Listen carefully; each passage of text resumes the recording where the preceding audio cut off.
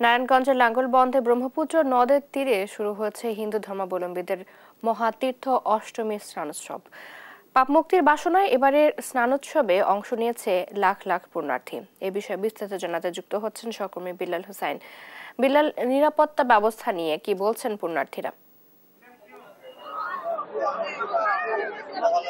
চৈতি, ঠিক শুক্রবার রাত 2টা 1 মিনিটে এই নারায়ণগঞ্জের বন্দর উপজেলার লাঙ্গলবন্ধে ব্রহ্মপুত্র নদে যে অষ্টমী মহাতিথি স্নান উৎসব সেটি শুরু হয়েছে এবং এখন কিন্তু স্নান উৎসবের যে আনুষ্ঠানিকতা সেটি কিন্তু পুরোপুরি ভাবেই চলছে। সারা দেশের বিভিন্ন অঞ্চল থেকে এই স্নান উৎসবে অংশ নিতে পুণ্যার্থীরা কিন্তু এসেছেন। এই লাঙ্গলবন্ধের সব মিলিয়ে 20টি ঘাটে আজকে যারা পুণ্যার্থী এসেছেন তারা কিন্তু এই স্নান উৎসবে স্নান করার মাধ্যমে তাদের যে পাপ মোচন এবং দেশবাসী এবং পরিবার পরিজনের জন্য তারা প্রার্থনা জানাচ্ছেন, এমনটাই কিন্তু যারা পুণ্যার্থী এসেছেন তারা আমাদেরকে একটু জানিয়েছেন।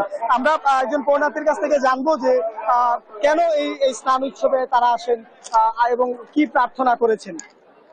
এখানে আমাদের বাংলাদেশের যে তীর্থস্থান যেটা লাঙ্গলবন্ধ স্থান বলে, এই স্থানে ভারত, বাংলাদেশ এবং বিভিন্ন রাষ্ট্র থেকে এখানে স্নানের জন্য আজকে গতকালকে রাতে 2:10 লেগেছে।